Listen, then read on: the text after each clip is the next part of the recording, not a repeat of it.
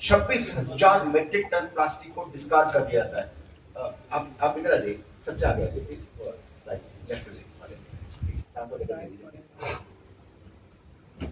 26,000 ton plastic हर रोज भारत में discard कर दिया जाता है।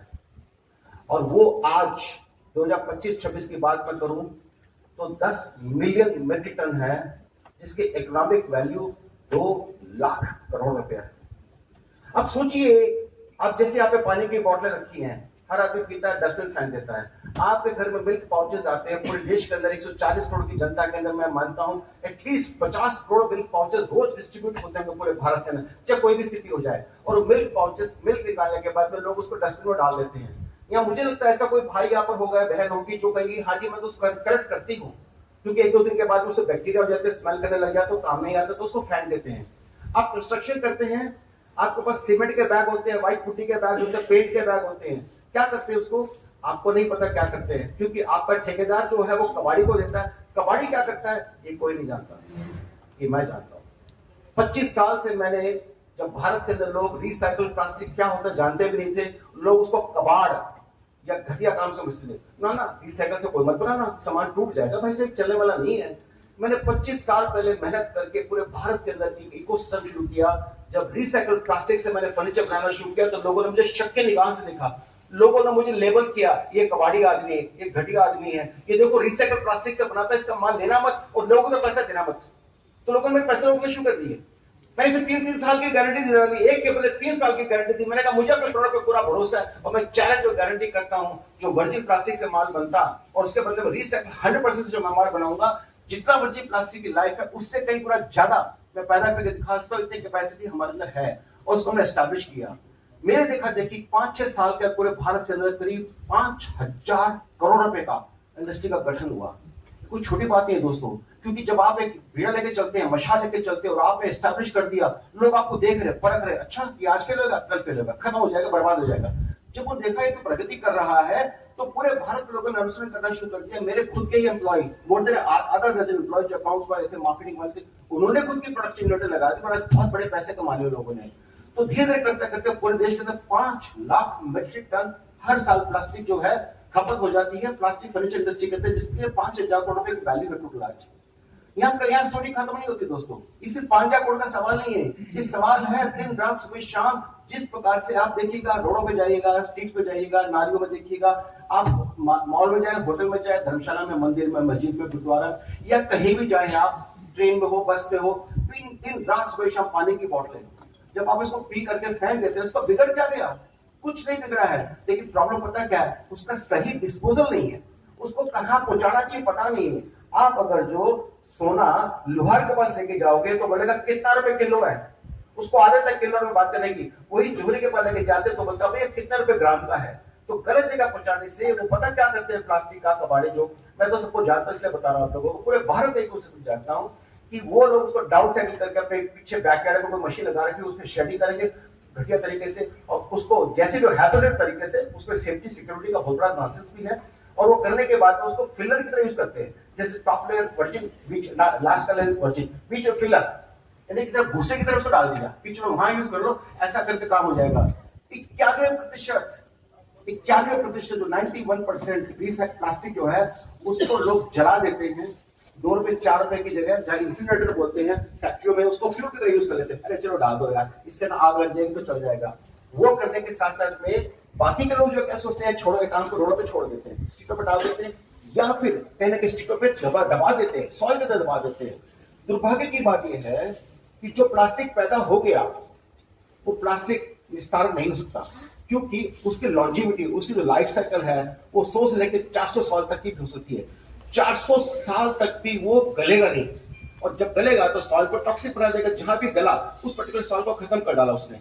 और अगर जो आप जलाते हैं आज इसी समय, तो उससे हार्मफुल फ्लोरेंट गैसेस बोलते हैं, वो निकलती हैं। वो निकलने और लंग्स में बैठ जाती है, बैठ करके पूरा सिस्टम डैमेज कर देगी। यानी कि हमने क्या कर डाला, साइंस ने एक ऐसा प्रोडक्ट क्रिएट कर दिया जिसका डिस्पोजल नहीं सोचा। मैं बार बार ये बात कहता हूं हमेशा कि महादेव थे जो अपने कंठ में जहर को लेके चले गए, लेकिन पूरे देश में आज महादेव ऐसे नहीं है जो प्लास्टिक को ले जाए। और देखो दुर्भाग्य की बात, पूरे हिंदुस्तान में कोई भी कंपनी में, पूरे देश के बड़े बड़े कॉर्पोरेट्स को जानता हूं, कि मैं पूरे देश का national president of furniture manufacturers association का, इसका CRI कॉन्फेडरेशन ऑफ इंडस्ट्री का चेयरमैन रहा हूं। मैं सबके साथ इस तरह डिस्कशन करता हूं, बहुत सारे फोरम प्लेटफॉर्म पे जाता हूं। जितने लोग भारत के अंदर आज कॉर्पोरेट के अंदर ESG की बातें करते हैं, CSR की बातें करते हैं, वो सिर्फ दिखाने के लिए बातें करते हैं, ये समझाने के लिए हम देखो कितने वातावरण के प्रति सजग हैं। रियली सजग है तो काम करिए ना। जैसे आज पेप्सी की बोतलें होती है, ग्लास की, कांच की बोतलें होती है, वो वापस जाती है, पेप्सी भर के उसमें भेज देता है। आप एक काम करो, रिवर्स वेंडिंग सिस्टम बना लो ना। आप भी जिस पर हर जगह से आप डिस्पेंसर क्यों नहीं लगा देते? डिस्पेंसर लगा के वहां पर प्लास्टिक की बोतल डाले, आप वापस मंगा लीजिएगा। आप लगता है कि चलो भी उसको वॉश नहीं करना चाहते, इसको क्रश करके बना लीजिएगा ना। लेकिन पूरे भारत में आज किसी कम्युनिटी में ये वही नहीं उठाई जहां की इस प्लास्टिक को रिवर्स वेंडिंग यानी कि वहां से कैसे मंगवाया जाए, इसकी कोई कोशिश की जाए। कहीं किसी मॉल में, होटल में, रेस्टोरेंट में, धर्मशाला में, मंदिर में, मस्जिद में, गुरुद्वारा में, घरों में, RWMRF में कहीं तो कुछ तो लगाते, ऐसे डस्टबिन लगाते थे कि जहां से कलेक्ट होकर आ सकता। नहीं किया। कौन करता? जो छोटा व्यापारी है, जो कबाड़ी है, उसने जिंदगी में जिसने बेचारे ने पूरी किताब नहीं पढ़ी है, उसको क्या ABCD पता है, उसका करना क्या है। उसको प्लास्टिक प्लास्टिक नजर, काले अक्षर भैंस बराबर, उसको प्लास्टिक का मीनिंग क्या नहीं पता, पेट क्या है, LD क्या है, HD क्या, PVC क्या, FAR का, उसको कुछ नहीं पता। वो तो देखता है ये कितना बिक सकता है, उसको बेच बाज डालो। और किनको बेचता है? जो उसकी वैल्यू 0 कर डालते हैं या फिर 15 रुपए 20 रुपए किलो की वैल्यू बनाते हैं। मैं आपको वायदा करता हूं दोस्तों, मैं पूरे भारत के लिए ये चैलेंज भी दे रहा हूं और एक आशा की किरण दे रहा हूं कि पूरे भारत में जहां तक मेरी आवाज जा सकती है, जितने लोग जुड़ना चाहेंगे, मैं उनको फ्री ऑफ कॉस्ट सारी टेक्नोलॉजी दूंगा कि कैसे सीमेंट के पुट्टी के बैग्स को कन्वर्ट करके शानदार प्रोडक्ट। मैं खुद कई सालों से हमारे प्लास्टिक फर्नीचर जो 3 साल की गारंटी के साथ में आते हैं, 40% प्राइस सस्ते हैं, 100% मनी बैक गारंटी देती है। हमारी कंपनी स्टॉक लिस्टेड भी है। हम भारत के 4th लार्जेस्ट कंपनी है। 20,000 पीस फर्नीचर पर डे का बनाता हूँ। आज पिछले एक हफ्ते दिन से पूरे देश के अंदर त्राही हो रहा है। पता क्यों? जो पॉलीमर रिलायंस का 85 रुपीज किलो होता था वर्जिन प्लास्टिक, वो 170 रुपए पहुंच गया। 100% इंक्रीज। देखिए कितना बड़ा दुर्भाग्य है। और वो कह रहा है इंडस्ट्रिया बंद हो रही है, 50% इंडिया बंद होने की कगार पे आ चुकी है। और अगर जो कोई चल भी रहा है तो आप सोच के देखिएगा कि जो कोई 200 रुपए कुर्सी 400 रुपए बोलेगा तो वो कस्टमर कौन कहां लेगा? तो इस तरह पूरा देश डिस्टर्ब है। लेकिन इंडस्ट्री में बताऊं, रिसाइकलिंग वाले फिर भी काम कर रहे हैं बड़े आनंद से। क्यों पता है? जो कचरा मिल रहा था, या सीमेंट के बैग थे, मिल्क के पाउचेस थे, या बॉटल थी, ये फ्री में तो मिल रही थी पहले भी, आज भी फ्री में मिल रही है। प्रॉब्लम क्या है? तो उसको कलेक्ट करके हम जिस प्रकार से काम कर पा रहे हैं, आज मेरे साथ जो जितने लोग जुड़े हुए थे और जो मुझे कबाड़ी कहते थे, वो कहते यार सुशील अग्रवाल ने बड़ी हिम्मत करी, बड़े कलमंदी समझदारी किया, इसने ऐसे टाइम में काम पर डाला जब उन्होंने सोचा भी नहीं था। हम इसको बिल्कुल समझते थे, ये तो आगे चढ़ गया। और आज की डेट में हमारी तो बैनर पे हमारी फैक्ट्री बंद होने के कगार पे आ गई, ये अपना काम चुपचाप शांति से मजे से कर रहा है। अब वो मेरे देख रहे हैं, गुस्से से भी, जलन से भी, नाराजगी से भी, यार ये कैसे काम चलेगा, हम कैसे फैक्ट्री चलाएंगे। भाई आपने गलती करी। आप चाहते ईमानदारी दिखाते तो 50% हर प्रोडक्ट भारत में जितना बनता है, except food products, except films, जो फिल्म बनती है उसमें नहीं, और फूड प्रोडक्ट्स में नहीं, बाकी के सारे प्रोडक्ट में bumper, dashboard, headlight, mixer, geyser, आप एयर कूलर, वॉशिंग मशीन, बात शुरू करो प्लास्टिक फर्नीचर। मैं हजारों आइटमों के लिए मैं गारंटी देता हूं। जो प्लास्टिक आज आप 170 रुपए में खरीदने मजबूर हो रहे हैं, मैं वो प्लास्टिक आपको मात्र 75 रुपए में दूंगा, सिर्फ 75 रुपीज में। और गारंटी मेरी पता क्या है? जब मैं प्रोडक्ट बना के दिखाऊंगा, 50% मिक्स करूंगा उसके अंदर, जब प्रोडक्ट बना के दिखाऊंगा तो आपको ये डिफरेंस नजर नहीं आएगा ये 100% वर्जी से बना है, ये रिसाइकल से बना है। आप पूरे विश्व के लैब में टेस्ट करवा लीजिएगा, मैं गारंटी देने को तैयार हूं। यानी कि आपने क्या किया? 50% अपनी कॉस्ट सस्ती कर ली, साथ साथ पूरे देश को आप बोल सकते हो कि हम देखिए ESG कंप्लायंट हैं, हम एनवायरमेंट, सोशल गवर्नेंस की बात करते हैं। जो बड़ी बड़ी बातें डायलॉग मारते हैं, बड़े बड़े चैनल रिपोर्ट निकाल के भेजते हैं, जो बकवास है, बोगस है, CSR के नाम पे पैसा खर्च करने की बात आती है, तो मुझे नहीं पता कि CSR पैसा जाता कहां है। कि जितने कहते गाय बैल जो रोडों पे चल रही है सुबह शाम, अरे उनको रिहेबिलिटेट कर दो ना, कुछ तो करो।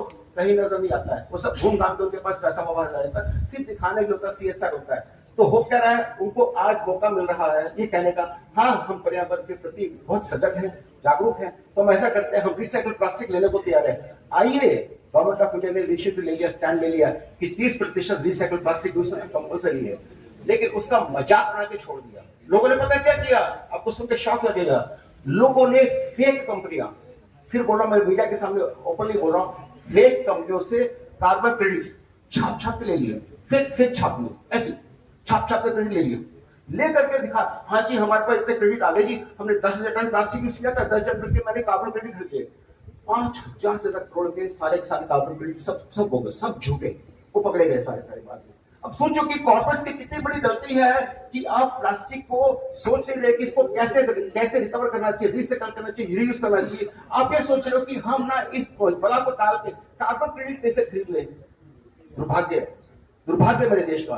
तब मैंने क्या किया दोस्तों, जब मैंने महसूस किया कि पूरे देश में बड़े बड़े कॉर्पोरेट्स सिर्फ बातें करते हैं, एप्लीकेशन कैसे बढ़ेगी बात करते हैं। मैं वादा करता हूं आज पूरे देश के अंदर 25 मिलियन मेट्रिक टन की कंजप्शन है, 10 मिलियन मेट्रिक टन 40% डिस्कार्ड किया जाता है। आज से 10 साल के बाद ये आंकड़ा होगा 60 मिलियन मेट्रिक टन और 35 मिलियन मेट्रिक टन डिस्कार्ड हो जाएगा। 1 lakh ton per day discard हो जाएगा। यानी एप्लीकेशन बढ़ रही है, डिस्पोजल नो, कहीं नहीं है। यानी कि वही बात आएगी, छोटे कबाड़ी काम कर रहे हैं, फॉर्मल सिस्टम में कोई नहीं है।